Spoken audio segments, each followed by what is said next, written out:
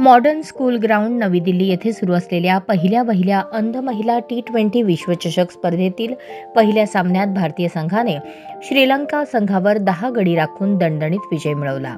प्रथम फलंदाजी नाणेफेक जिंकून प्रथम फलंदाजी करताना श्रीलंका संघ 13.3 षटकात सर्व बाद केवळ 41 धावा करू शकला.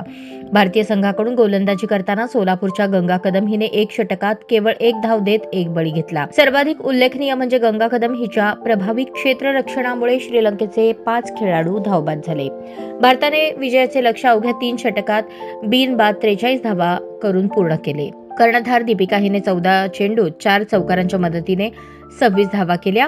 अनिता ठाकूर हिने 6 चेंडूत 3 चौकारांसह नाबाद 15 धावा केल्या. उत्कृष्ट गोलंदाजी आणि अप्रतिम क्षेत्ररक्षणामुळे गंगा कदम हिला सामनावीर पुरस्काराने सन्मानित करण्यात आले. गंगा कदम हिच्या या महत्त्वपूर्ण यशाबद्दल उद्योजक राजेश दमाणी, भैरूरतन दमाणी, अंधशाळेचे सचिव संतोष भंडारी आणि प्रशिक्षक राजू शेळके यांनी तिचे अभिनंदन केले आहे.